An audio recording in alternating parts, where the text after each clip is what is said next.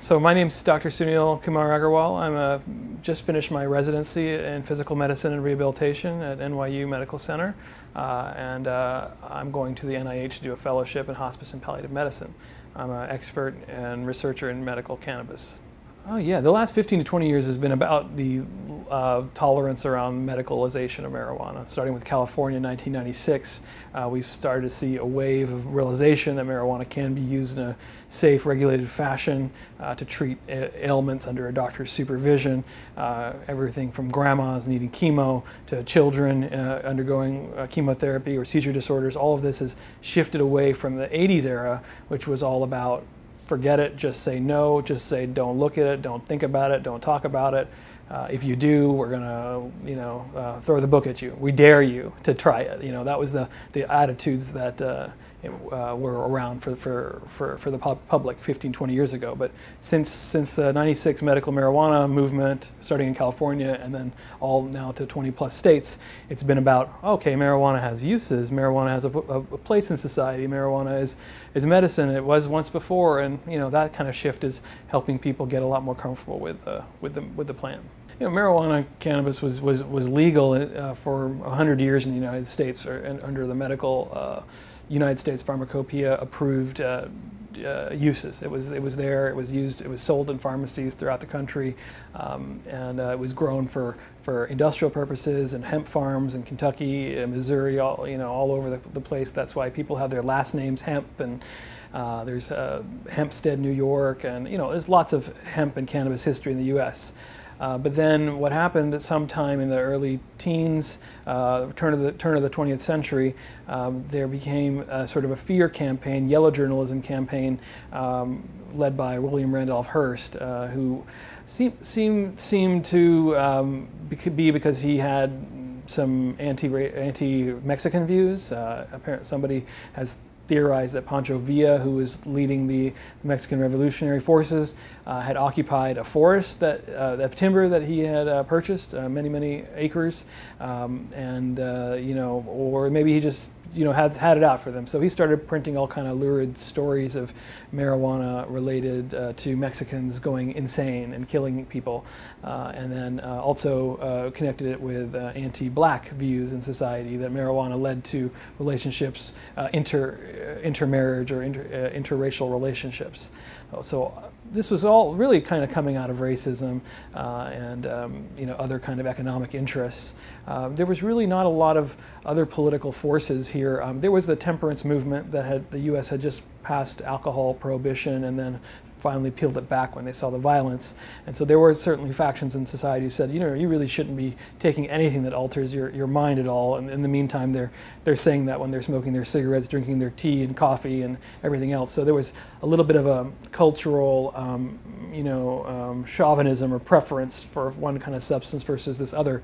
Now, marijuana was used more, like I said, medicinally for 100 years, but the social cultural use came because of the immigrants of Mexicans across the border after the Mexican Revolutionary War, and then also with the immigration of Indians from the Caribbean, South Asian Indians who had moved to the Caribbean in the 19th century, and then they came up into California and other places and were using cannabis. And those were the ways that, up through New Orleans, the jazz scene, there's a lot of marijuana use.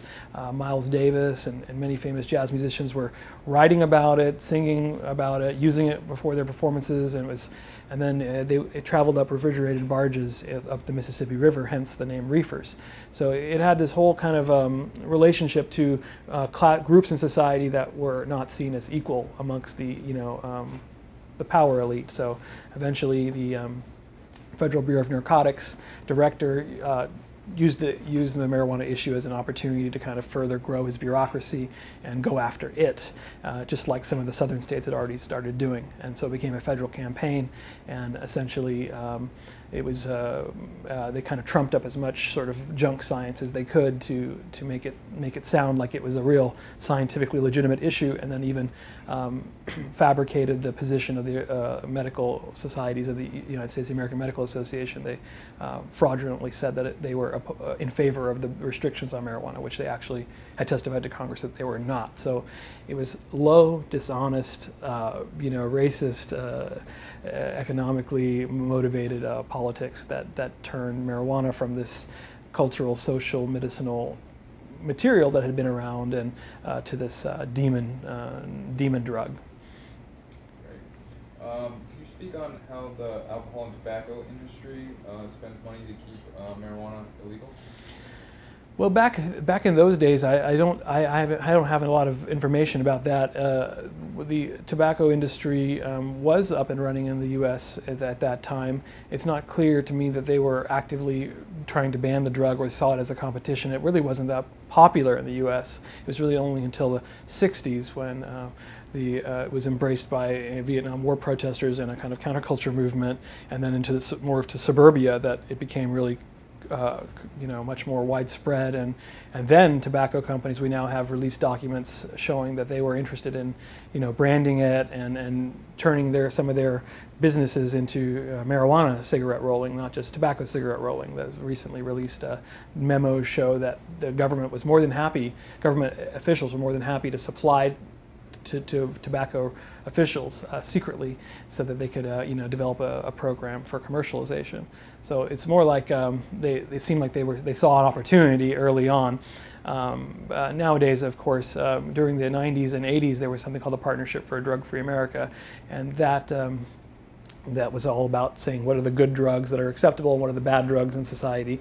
And that was funded by alcohol and tobacco and pharmaceutical companies, that lobby that's been released. So that's kind of one way that they made sure to help support anti-drug propaganda around for marijuana and throughout the 80s and 90s. That much I can tell you. They weren't really at the table in the 30s when marijuana was being put up for a vote for Congress in the 30s to hear if it should be banned or not. It was really like a dog and pony show. The federal government brought in an expert from the Temple University, a pharmacologist named James Munch, and he testified that he did research with marijuana and it caused dogs to go insane after 3 months.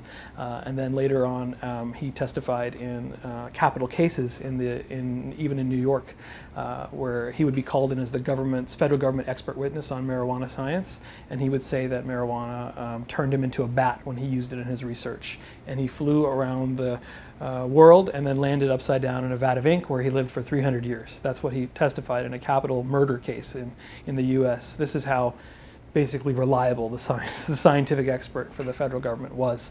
And then, like I said, it was pretty much, the AMA said, no, we don't really support this. We want to see this to be part of our medical armamentarium.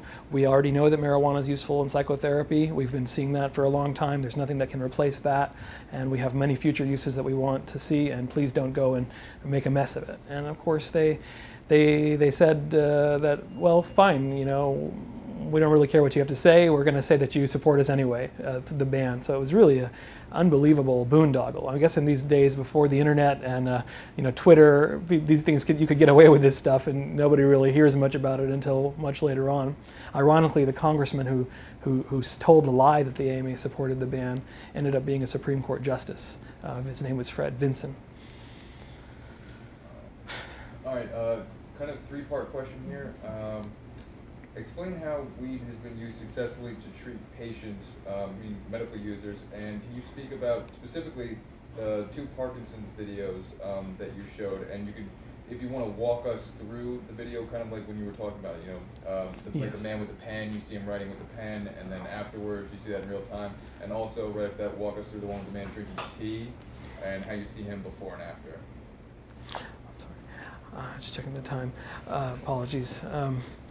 Yes, so the use of marijuana medically to treat patients has been going on for millennia. So it's not a new thing; it's an old thing. Ancient Chinese medicine, Indian medicine, Middle Eastern medicine, Egyptian medicine systems all documented cannabis use in their oldest medical texts. So it's and they had incorporated it for many of the similar things that we're using today. The rediscovery that's been happening in the U.S. over the last few decades has been initially in the setting of chemotherapy for cancer patients to treat nausea and vomiting when they had severe symptoms. Marijuana, cannabis, when inhaled or consumed, goes to bind to the receptors in the brainstem that regulate the nausea and vomiting circuit. So it works very effectively, and it doesn't cause overdose death. So it also interacts with the pain, descending and ascending pain systems in the body. So it can have a very useful effect, especially in nerve pain. And again, it doesn't cause overdose death, so you have a pretty wide window to work with as far as therapeutic window. And then many other conditions: spasm, inflammatory bowel disease, seizure disorders, movement disorders, and so on. It's because it interacts with this system in the body called the endocannabinoid signaling system, which really is involved in virtually every physiological function in the body: mood, appetite, memory, inflammation, tumor regulation, and so forth. So it's quite a rich set of targets for marijuana resinous cannabinoids to interact with. So the videos that we saw, the first video was from Israel. Sorry, for that one there, can you just kind of say it, not like as if we've seen it, just kind of be like, there are videos out there. Oh, sure. Yes, yeah. It's been very difficult to do actual close clinical research with marijuana because of the restrictions that have been placed by the different government agencies. It's very hard for physicians to observe patients using locally produced marijuana in these medical systems. They make it very hard to get the actual marijuana you can use officially, and then very difficult to fund those studies and to recruit patients and so forth. So the best thing that a lot of us can do is that patients who are using it out there make videos of their own benefits, so that they can show people in real time, this is what I'm like before, and I'm going to keep the camera rolling, and this is me using it, and this is what I'm like after, so that they are able to make a documentation and evidence. So Israel has a medical marijuana program, a very successful one. It's been growing, and there's a video out there of a patient with Parkinson's disorder. He has very clear signs of Parkinson's, what's called the pill rolling tremor, where the hands move like this. He has what's called masked faces. He's very reduced emotional expressions on his face, and he has various tremors and movement disorders. He also shows that he has what's called micrographia, difficulty writing in a legible size with his hand. And so he describes that his life of Parkinson's is a life of pain and disability. And then he takes some marijuana that he was prescribed by his doctor and given from this Israeli dispensary called Tikkun Olam. And he's able to inhale the flowers with smoke, and then those cannabinoids in the smoke go into his bloodstream and into his brain and bind to those receptors that regulate movement. And you can see basically within 20 seconds or so that his tremor essentially virtually stops. He can hold his hand out and it's not shaking like it was before. He demonstrates his handwriting, that it's gotten improved. He's writing in Hebrew, but there is a definite difference when I spoke to people who read and write Hebrew. It's just a clear improvement in his movement, posture, and certainly his mood. That's a pretty remarkable thing to see. There's another video of a Tourette's syndrome patient from Germany, and he has severe Tourette's disorder or facial tics, and which interfere with his ability.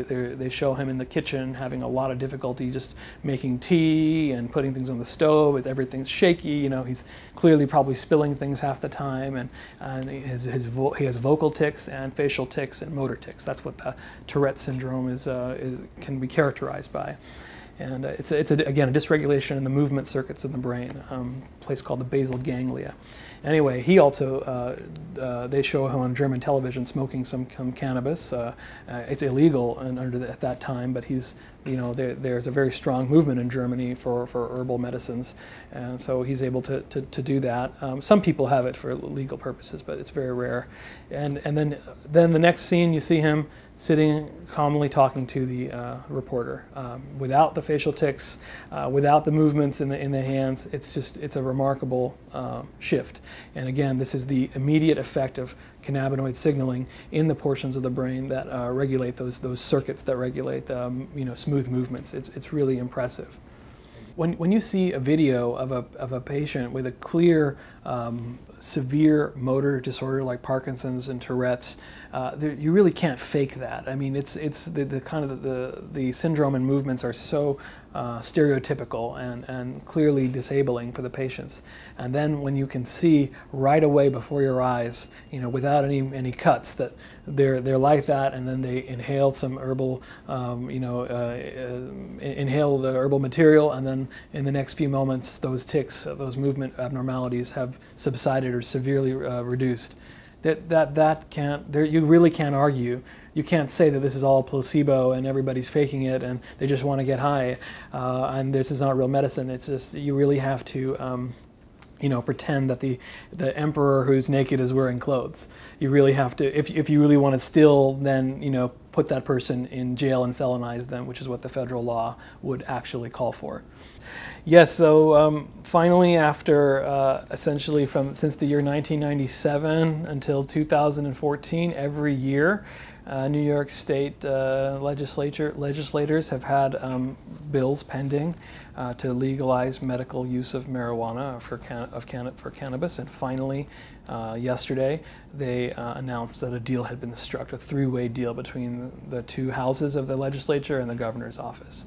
And right now that legislation has been voted on by the Assembly, and the governor says he's going to sign it, and it's to be voted on this afternoon by the Senate, and then the governor will sign it according to his statement, and so then New York in 18 months will have dispensaries available, about 20 of them in the state, for patients with select conditions who get certified by a physician to access at least 2 ounces of that material, or whatever dose amount the doctor recommends, up to 2 ounces for a 30-day supply. And that material can't be in whole plant organic botanical form because Governor Cuomo thinks that encourages people to smoke it. It's a herbaceutical. It's herbaceutical medical marijuana. That's the good way to think about it. It's extracts, it's tinctures, it's oral forms like in oils and butters and different forms like that, and probably in solid forms that you can vaporize or eat and potentially topically apply too. There's a lot of cannabinoid receptors in the skin, but they won't let you get access to the whole plant organic material. They let the people who are producing it grow that, and then they'll process it and put it in this form. That's the kind of compromise that the governor really wanted. It's more of a herbaceutical, more in the pharmaceutical side of things, but it still is a medical form of marijuana, which would actually be called hash, which is very strictly criminalized across the country. So the fact that patients will be free from arrest, prosecution, and be able to legally possess it and use it under doctor's supervision for the first time, in New York, at least the first time in the modern history,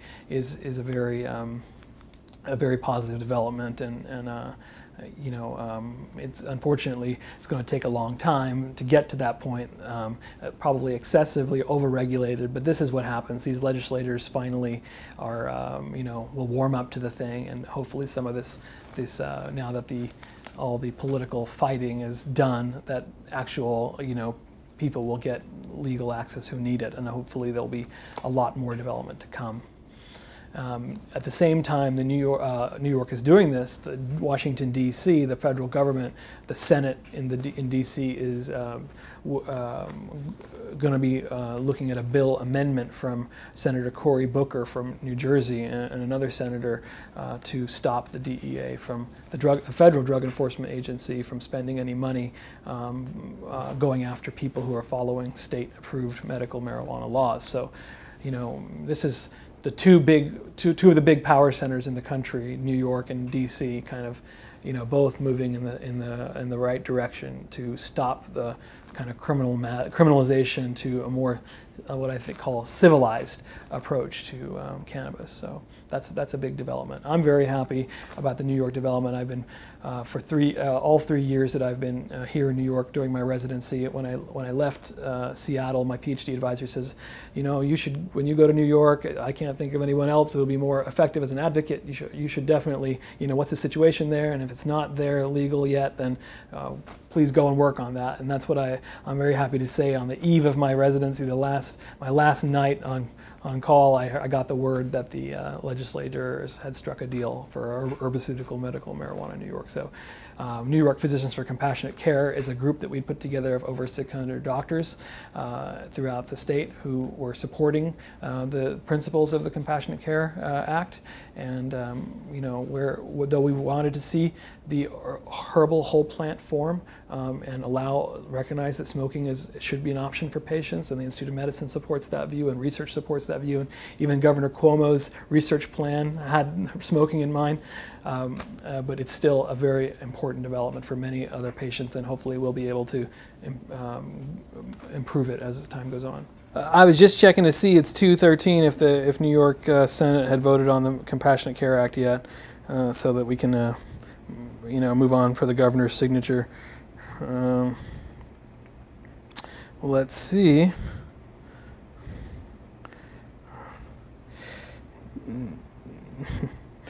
Let's see, 16 minutes ago, Washington Post says, or the Wall Street Journal, New York reaches multiple last-minute deals, but it doesn't look like there'll be a headline when the New York Senate endorses it, but Senate vote hasn't happened yet as of 1 minute ago, so it'll happen soon. It'll just be you know, one more step before. 2 more steps to go before this becomes law. But as my friends who've been pushing this for a long time, they don't celebrate until the ink is dry. See, that's the kind of deal here. Anything can change until really it's on paper, ink is dry, so it's not wet enough to smudge it and say, oh no, it's not signed. That's how, you know, careful advocates have to be with this stuff, because the politics is so, you know, delicate.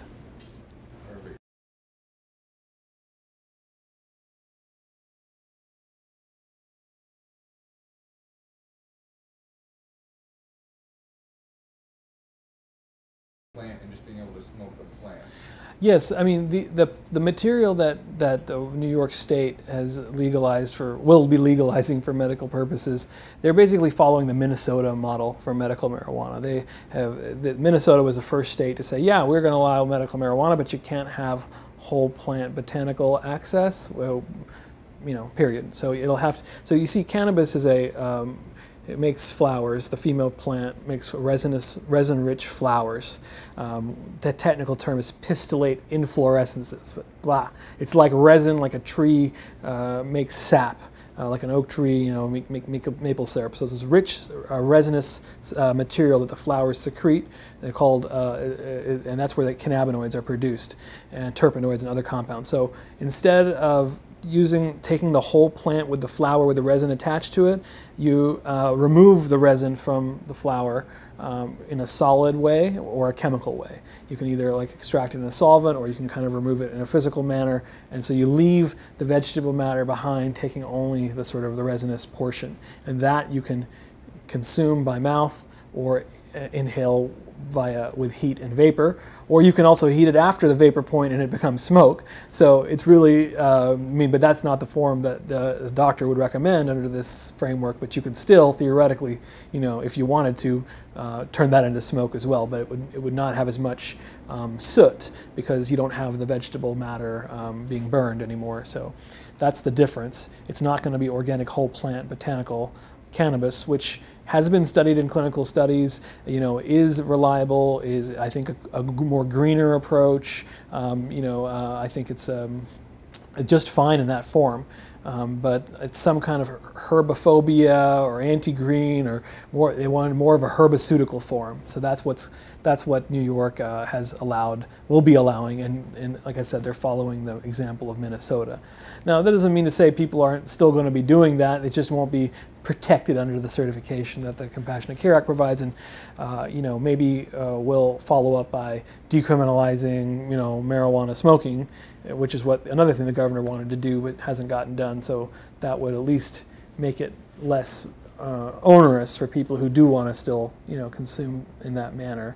You can still vaporize organic plant material. You don't have to smoke organic plant material, and that's the tragedy, is that we've lost like that aspect. But my hope is that, again, people will get comfortable with it and recognize, well, you know, I don't really want the extract. I want the whole real deal. That's how I'm an organic food consumer. I like my plants whole, pesticide-free, more natural, and you know, I like my medicines that way, organic if possible. So, you know, and I think it's really like a political, they have this term in Albany, the optics. What is the optic? What is the political, what does this look like to everybody else if I'm allowing this? And it's just some kind of holdover from the culture wars and something else that really needs to, hopefully will go away soon with the next generation. So does that kind of the government is allowing, does that affect the patient differently at all? What the government is allowing is for doctors, for patients to ask their doctors who are treating them for multiple sclerosis, Lou Gehrig's disease, HIV, cancer, and a number of other conditions, if they can use, you know, marijuana, medical marijuana, in a herbaceutical form as a part of their treatment to treat their symptoms or their disease itself. And in 18 months, the doctor will be able to sign out, a doctor who's been educated for 1 or 2 hours by the Department of Health and has gotten the certificate to allow him or her to participate, will be able to write something for the patient that allows them to go and buy that at a licensed shop that's been tested and safe. So, and then they get to consume that as their medicine, and they get to follow up with their doctor and say, hey, well, my spasticity is much better now. I don't have to take those medicines that are, you know, destroying my liver or that give really other bad side effects. I mean, this is working for, or it may not work for them. It just depends, but this gives one more tool in the medicine toolkit for docs and patients, which you know, should have been there long ago, and now we're finally getting back to that, and that's going to make patients have much better health care. Yeah, Michael Botticelli is now has been appointed the director of the Office of National Drug Control Policy. He replaced the previous guy, Gil Kurlikowski, who is a former police chief of the city of Seattle, which has some of the most liberal marijuana laws in the country, but then unfortunately Kurlikowski did not, you know, though he was the chief of police for that city that's held the largest marijuana rally in the world every year, HempFest, he kind of towed the party line, saying that marijuana really has no uses medically, components of it do, and really we ought to not allow people, you know, keep the laws in the books. Legalization is not in my dictionary, he famously said. Hopefully, I think people sent him a bunch of dictionaries after that, after, you know, Washington and Colorado passed their laws. But Botticelli is sort of in this cut from a similar cloth. He testified in Congress, you know, towed the same party line that marijuana is dangerous and has all these adverse effects. It's like, you know, if I sat here and said, you know, coffee, you know, it can cause seizures and headaches and withdrawals and you know, tremors.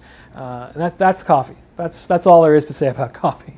You know, imagine that was how you characterized, like, well, the most popular beverage, you know, in the country. You just focus on these side effects but you know, what about the aroma and the stimulation and the flavors and, you know, the improved, you know, clarity and tension that people report? If you just ignored that, that's kind of the way that these guys talk. Like, it's like, I'm only going to focus on.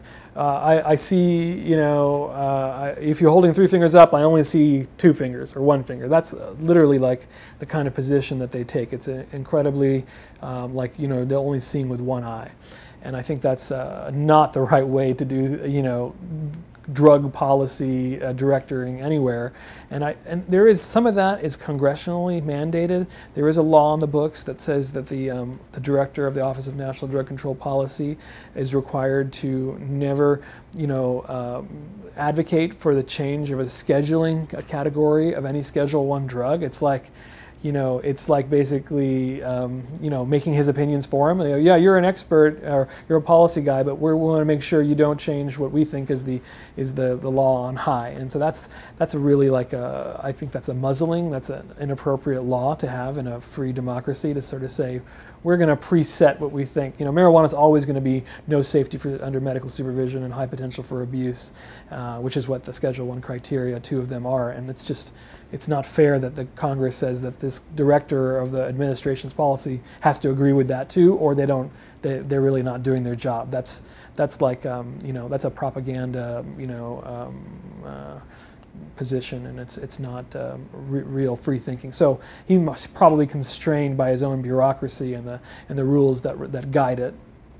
But eventually these folks are going to have to, this whole thing, it's such a flimsy position as New York State has recognized that there's ways that marijuana can be medically accepted, and California, like all the major population centers, it's like, you guys are holdouts from an era that really is should have actually never happened. I mean, the whole idea was based on in the 1970s when they put marijuana in Schedule 1, it was like, well, Nixon had to come up with a new law after the Marijuana Tax Act of '37 had been struck down by the Supreme Court in the case of United States versus Leary, and then they were going to say, well, we better just come up with a whole new schema, and we'll put marijuana in the most dangerous category just sort of as a temporary placeholder, and we'll ask our, they had their Secretary of Health, Assistant Secretary of Health, Roger Eggberg, testify to Congress that that's just a temporary placement. We're doing some research, and we'll get back to you. And that panel that's doing putting all the research together, they'll recommend to Congress what the final placement, and to the administration what the final placement of marijuana should be in the schedules. And that was very clear in the congressional record. But then when that panel was doing its work, Nixon actively sabotaged it. And we have recordings of it from the White House tapes that he was telling the director, I want you to confuse the issue of marijuana with other drugs. I don't want you going up there and doing something that's not the same thing that we're doing.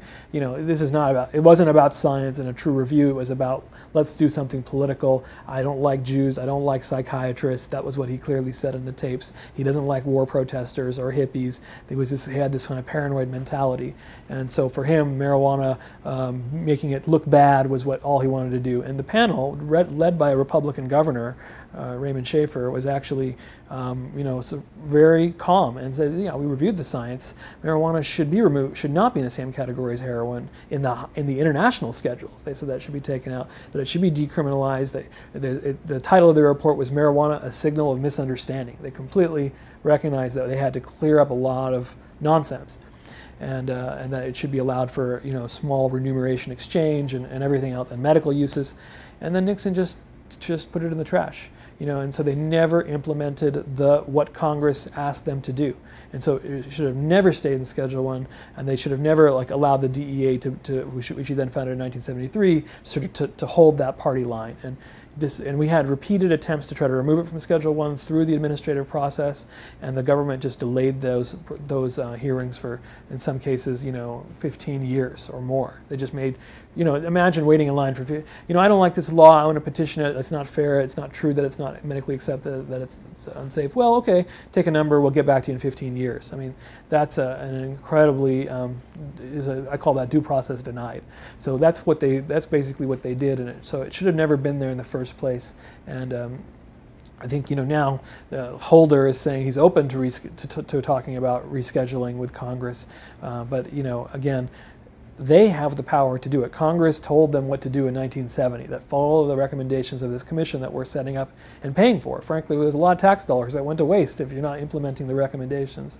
So right now, it's in the court of the executive. They have the law on their side, they have the science on their side, they have the authority, and they frankly, have been asleep at the wheel. And this is why all these states are passing, their own laws, is because the feds are still stuck in a time warp from, frankly, that goes back to, anti-black and anti-Mexican racism of the 30s. There's really no other, there's really no other worthy origin of marijuana prohibition than that. So that's what they're holding on to.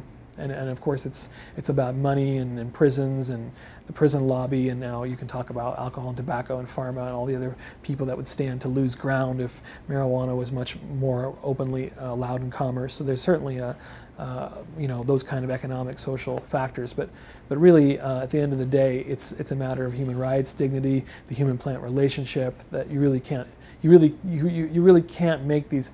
And I think people are getting to the point. Nobody's really going to believe that marijuana is as dangerous as heroin, or that it's medically useless. Nobody's going to believe that. So now it's like, well, now we want to control how it's going to be medically useful, and that's kind of the new debate, with pharmaceuticalization and that kind of thing, and herbaceuticalization that's happening. So, but we really have to establish firmly that humans all people have a right to, regulate locally produced cannabis for their own uses, and that really the federal government, should not be in the business of criminalizing and banning that, and that really should be a clear principle of a human-plant relationship that shouldn't be, abridged by Vienna or DC. That's my personal view on the matter. And until we recognize that, we're going to keep, filling up prisons and arresting people and using all kind of ridiculous junk science to endorse a really a overreach of law. With Richard Nixon, yeah, okay. So Richard Nixon was elected as a law and order president. That's what he ran on, and he was trying to consolidate and increase the powers of the federal government for policing. And it was all this fear of inner-city riots and racial tensions, and then the rising movement against the Vietnam War and the mandatory draft against that the young, educated people in the country were starting to rise up against. And he was sort of saying, I'm going to come and put law and order in this country. And he really recognized marijuana, cannabis, which was popular amongst the young people, as a way to stick it to them. And also he saw it as a way to stick it to psychiatrists and Jews. He literally saw the National Institute of Mental Health was taking a very liberal and open view to drug use, and he didn't like that. And somehow he is anti-Semitic about it too. And he would have conversations with a famous Hollywood person named Art Linkletter. They would say, hey, we drink whiskey and that's, we're fine, but those guys use marijuana and they just get out of it, So he was clearly recognizing, or stating a kind of a cultural bigotry. I have my drug, and that's a proper drug, whiskey, which, causes all kinds of, brain injury and, all kind of problems with the liver, and can cause bleeding and death. This is okay, but this other plant medicine, which can give you some heightened euphoria, and maybe if you're a novice, a little bit of coordination problem, but won't kill your brain cells as far as we can tell, and won't cause end organ damage, and won't cause overdose death or seizures from withdrawal. That is bad, and we have to stamp that out. So he was very had this kind of prejudice, and it was really for him a way to build a drug bureaucracy, a drug enforcement bureaucracy, which really was modeled a lot after intelligence agencies. He was very into gathering intelligence, and he called Timothy Leary the most dangerous man in America, and he was on a very paranoid position, and really. We're still living with his legacy today. Yeah, his administration drafted the law, the Controlled Substances Act of 1970, which proposed that marijuana be put in Schedule 1. His political appointees recommended to Congress that it be placed in Schedule 1 temporarily pending the outcome of the Schaefer Commission, which produced its findings in 1972, which recommended that Congress or that the administration remove marijuana from the most highest schedule. He just never did it. Just didn't do it. So they didn't follow their own policy pathway, and they sort of did a trick, a political trick, throw it in Schedule 1, and then they transferred the authority of drug control to their executive. When really, why is it that people with guns, or the Attorney General, who has no medical training, why are people like that office making decisions on medical and scientific health matters? It's beyond me. And that actually happened in the Johnson administration, when they decided to turn it from the Surgeon General to the Attorney General. That happened in the Johnson administration. So it was really kind of set up, and then Johnson, preceded Nixon. So this is kind of the way it developed. Colorado legalized medical marijuana in I believe 2000, and then in 2012 they legalized recreational marijuana. So they have, and each time they did this by ballot initiative, and each time they amended their constitution, the state constitution. And it essentially, the process in Colorado was recognizing that marijuana had medical uses, and then responsibly setting up regulated seed to sale, as they say, framework, where they kind of had everybody take notes on where the marijuana is moving as it's growing up from its seed stage to its consumable stage, and they had a whole regulated framework for advertising and businesses and doctors and patients. So it became kind of a study in regulation of a novel commodity in Colorado, and people were really seeing that it could be used medically safely, and it was visibly clear that it was happening. So this kind of set the stage for Colorado to say, well, let's maybe there are people who can use this who don't need a medical reason, maybe want to use it for personal, social, recreational, whatever reasons they have, which has been used like that for a long time. So they wanted to just say, hey, let's now that we know that this can be safely integrated into our society, our market, our government, why not go the full route? And the people who advocated that, Mason Tavert and Brian Vicente and Betty Aldworth really kind of spoke. Mason Tavert talked about how marijuana is safer than alcohol, which it is. And Colorado being this capital of beer brewing and everything, that really, spoke to people, that we are Coors and everything is there, and they had many governors and mayors and affiliated with the alcohol industry. So it was a rational thing to say that, yeah, marijuana is safer than alcohol. You just don't have the body count that you'd have with alcohol. We have tons of deaths and tons of morbidity in society. Can't tell you how many patients you see in the hospital from alcohol. We know this. So marijuana is safer, and his own philosophy happened like that because he was a student in college at University of Virginia, and there was a whole grand jury called to find out who was supplying marijuana to the college students in Virginia. Whereas when he was in high school, he drank underage and had to have his stomach pumped. And after that, it was all high fives and, oh, you made it out. That's no big deal. Attaboy, man. When he was could have died from alcohol poisoning.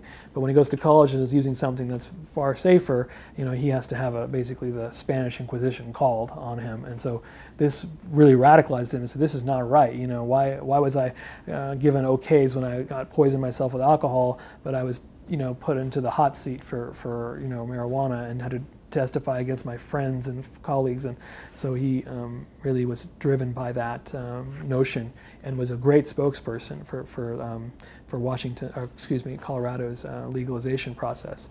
And the same thing happened in Washington as well. That was really through the ACLU and Allison Holcomb over there who really led the charge. And they have a more restricted system, and they still have to. They're going to bring their stores online this summer. But all Colorado had to do was just allow, in the first wave, those medical dispensaries, let them just, who are already set up, okay, you can just open up a wing for people who don't have medical cards. And that's how things have been going, and they've been bringing in tax dollars and tourism and international observers from all over the world to sort of see what they're doing. And everyone was saying, oh, this is the first place in the world that's had legal marijuana sales. It's not true. India actually had legal marijuana sales for maybe 100 years. Was taxed by wholesalers and distributors, and by the British, and so it's the first in the modern era. So, but it should be known that this is something that has happened before, and is going to continue to happen, I think, in far more states now. Yeah, I mean, the crime rate in Colorado has dipped in a few categories, starting from January 1 to here we are in June. But it's a little early you don't really talk about a crime rate in 6-month intervals. You look over the course of a year, and but it is nice to know that, it's nice to see. I wish there were no rapes and violent crimes in Colorado, but the number that have happened in the first half of 2014 is less than the first half of 2013. So, all that homicidal mania stuff that Anslinger and the feds were talking about in the 30s that marijuana led to, boy, we sure should have seen it by now if that was really going to happen. So we could probably put that to rest once and for all. But I think, just the idea that police don't have to waste their time, treating people who consume and possess and trade marijuana, in a legal fashion, regulated fashion, to treat them like criminals and let them focus on violent crime is probably one big factor in that. And who knows? Maybe people are substituting who would normally be drinking some alcohol, maybe are using less and are using marijuana, and maybe are less prone to violence, which we know there's a correlation between alcohol and violent acts and aggression. So maybe that's a factor too. So maybe it's a combination of multiple things. It's just increased peace, you know.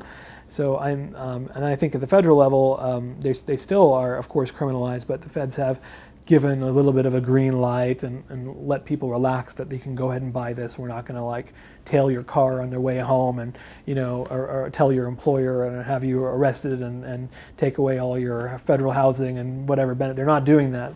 So they said, you know, go ahead, and as long as you maintain this. I mean, this is really no way to, you really should change the law. I mean, you don't want to like, you don't, if you want to be a society of rules and not men, which is what the whole, one of the ideas of founding this country was, you make laws, set the rules, and not like the whims of the, you know, commander-in-chief and his delegates, or his or her delegates. So we're kind of going on the say-so of memos and not the rule of law, and that's a problem. But at least they are allowing it to go forward. You know, the incoming candidate for one of the candidates for president, Hillary Clinton, has said that she wants to see it go ahead, and the you know, Senate Majority Leader Harry Reid has said he wants to see it go ahead. Obama said wants to see it go ahead. Well, then let's make the law that states can see these things go ahead, you know, and not like continue to have this positive conflict. And I think we're moving in that direction. But until there are still people being, you know, prosecuted even in medical states. There are people being, there's one guy named Roger Christie who was using for religious reasons in Hawaii, and he was really put on solitary confinement for, you know, many months by the feds. And there's the Kettles Fall 5 in Washington State. They were using for medical reasons. They've been, you know, some of them are being threatened with life sentences because somebody had a gun for hunting because they live in the rural area, and there's wild animals that come to their doorstep. These kind of things are going on, and people are you know, still in jail and are actively being prosecuted. And we can't forget about them as we, you know, celebrate the victories. We have to recognize that it's still, there are many people who are still living under the federal rules. And of course, people who are dependent on the feds, you know, veterans, housing, fixed income, federal grantees, they have a very hard time coloring outside those lines. So we really need to get the feds with the country. You know, that's kind of an odd thing when the government is so far at odds with the people. This cup, yeah, this is an event that's really been going on in Amsterdam for many years, and when in the 90s, I believe, is when it started. It's essentially a farmer's market. You know, you might imagine growing up and you had 4-H club. If you're from a rural area, we grew the best potatoes. We have the best calf, you know, on our farm, and we're going to go and have a ranking ceremony. We're going to drink the calf's, you know, the cow's milk, or we're going to taste the apple by the different judges, and, you know, somebody will walk home with a ribbon, and then, you know, that farm is going to have a better sale that year because they won the award at the farmers market, at the 4-H club. This is essentially what this is. It's a cannabis cup. There's lots of different varieties of cannabis. It's a semi-domesticated plant. There's more varieties of cannabis than there are dogs. All the different types of canines that you can think of, Chihuahuas to Alaska Huskies. So there's more varieties of cannabis, and so people have green thumbs and want to show off what they were able to produce in their gardens, and they go to an event, and there's judges, and they test it on, you know, aroma and quality and microscopic look and potency and effects. And then, you know, somebody walks home with a prize that wins the cannabis cup, and that's been going on for a long time. And there's many different cups like this that happen locally, Northwest and other regional places, and then there's big ones that are promoted by, you know, large publications like High Times Magazine, which is just down the street from us here on Park Avenue, and so forth. So Color just happened to have one and recently, and you know, it's kind of it's also, these are also events where people want to say, you know, I've been under the thumb for so long of prohibition, and now I'm ready to kind of let it fly. And I think some of that is repression breeds obsession. This is a universal rule. You make something criminal, you turn it into a big war. You know, people who are really upset by that, it can be rightly so, but they become obsessed with that. Well, you're going to push me down, I'm going to push back in an obsessive fashion. And I think this is the kind of, we're going to have to work out some of these tensions and energies as we kind of move forward. And so but these are places where some of that pressure valve can be released a little bit. So, you know, if you see a little bit of like excessive use and partying, that's due to a little bit of that release valve. But eventually, and you know, the nice thing is when you do use cannabis like of different kinds over and over, you don't end up in the in the ICU that night from poisoning of alcohol, like you do with alcohol. You might end up with sleepiness and fatigue, and probably shouldn't be driving a car, but you'll recover. And so even if we do see a little bit of overuse, at least it's within a relatively safe limit. So I just think eventually these kind of events will become more regional, and I think I think it also speaks to the fact that people want to farm cannabis. It's a human-plant relationship. That's the whole Neolithic revolution that humanity had when they went from hunter-gatherers to farming. People want to grow things, and they want to share the surplus of their harvest. And this is an event where cannabis, which has been cultivated is maybe one of the oldest cultivated plants of humanity, according to Carl Sagan. So it's certainly something that people have been doing for a long time. And there were probably ancient cannabis cups that we don't have any records of. I wouldn't be surprised. The movement is about convincing the public that cannabis can be responsibly integrated into society, and that it can be a civilized, normal thing, and not like a radical, fringe, dangerous, risky thing. And I think that people still are okay with risky things in society being legal, like guns, and prostitution's legal in parts of Nevada. So it's more like it wouldn't be like I think people should talk to people who went to those events and hear about their experiences and more rather than kind of just look at the most extreme things, because people should be able to do what they want in their privacy as long as they're not hurting other people. Do you want to put everybody on the front page? No, but you do want to. It's like the very famous statement. I don't like what you have to say, but I'm going to defend, your right to say it. That kind of thing is where I think it goes.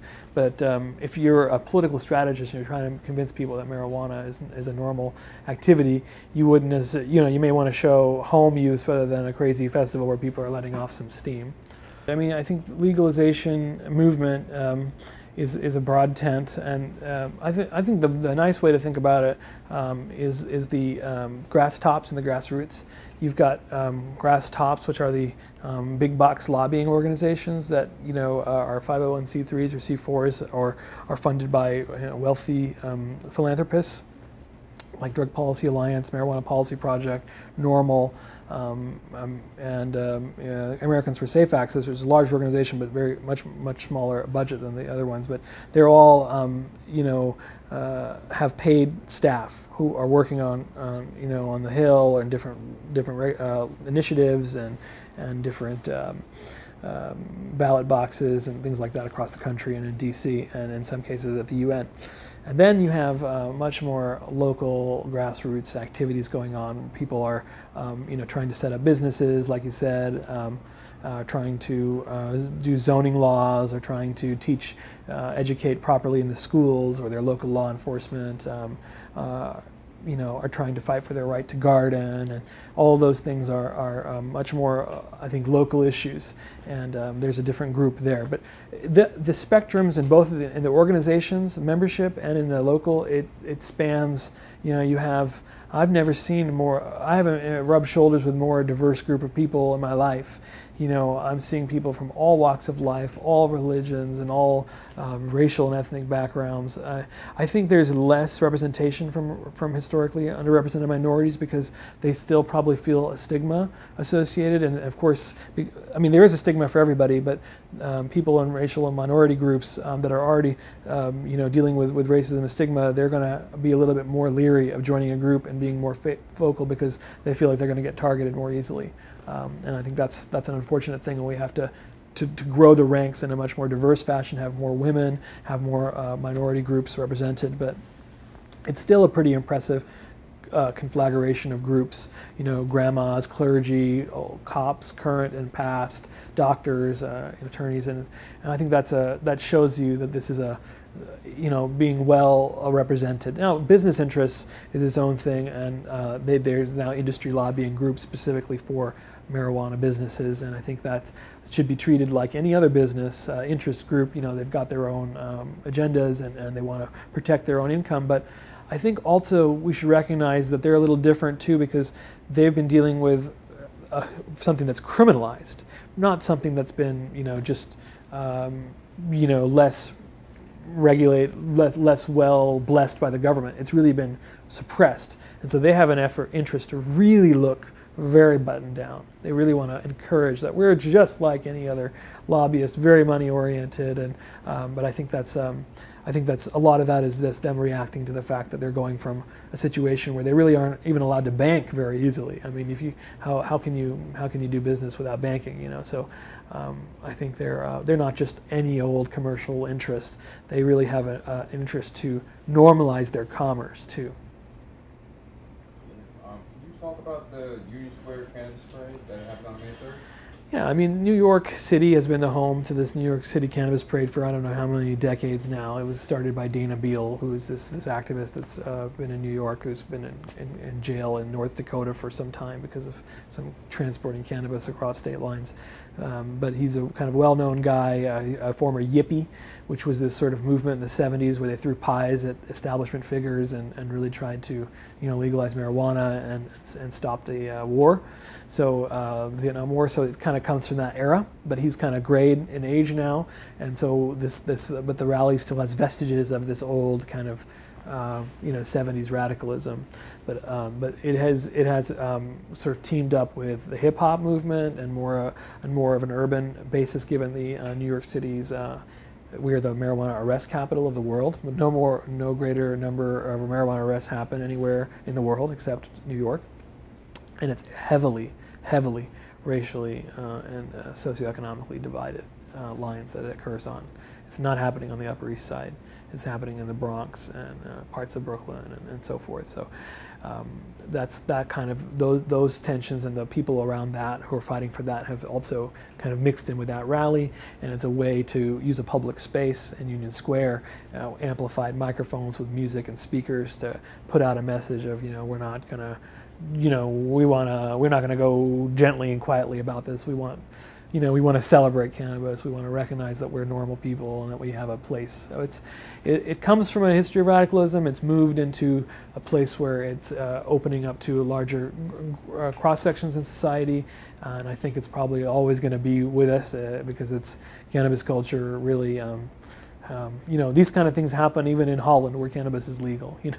I mean, though Holland cannabis is still not fully legal on all fronts. The production side is still in the black market, but eventually that'll change too. But I think it's kind of a place where I actually spoke there this year. I brought my son with me, he was a few months old at the time, and just talked about the whole idea that cannabis is, we had banned it for the kids, and that's just a horrible notion to think about, because cannabis can help children, especially those who have severe seizure disorders and things like that. And it's really unfortunate that some of those families can see the benefits for other kids with their illness, but because of the one governor feels one way and another governor feels the other way, neither of which who have medical training, by the way, they have to watch while their child suffers and another child doesn't. The whole idea of small businesses and what I think are social businesses, that idea needs to grow with cannabis. It's a local commodity.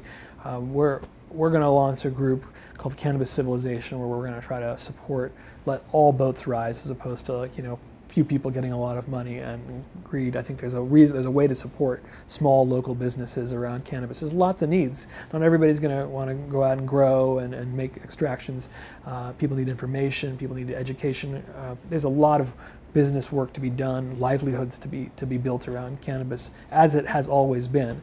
And I think the more that we allow people to have more that freedom, if we can set up, online venues and supportive frameworks to incubate those kind of things, the better off it's going to be. People will be able to get their cannabis from a local supply, which is more green, rather than having to ship it across the Atlantic Ocean from some foreign pharmaceutical company or whatever it is that, other ways that big businesses do business. So it just makes sense. It goes right along with it.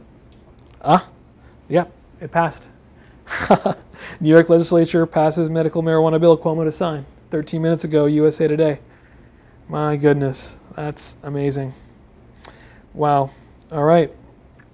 New York will become the latest state. It'll be number 23.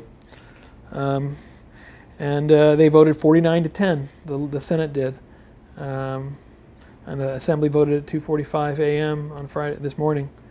So I think it's a great thing. I mean, I wish there was more raw herbal material around, but at least they'll have the resin. Cannabis resin will be around for patients now in New York State. So what do you feel like? I'm very happy. I'm very happy. This is, speaking on behalf of 600 plus physicians in New York Physicians for Compassionate Care. We've been urging this for a long time, and now New York is going to join the rest of the country, and I think it's going to be a good thing for. This is a lot of education to be done, and a lot of course, regulations still to be set up, but it's going to be all for the good, and I'm just I'm very happy about it. That's right. Governor Cuomo says he's going to sign it. I don't think you can't sort of say you're going to sign it, not sign it. So the signature will happen, and then we can kind of put it on paper. But for now, the agreement is there. He can't not sign it now. So because it has his fingerprints all over it. So I think it's pretty much a done deal now. Yeah. All right. Cool.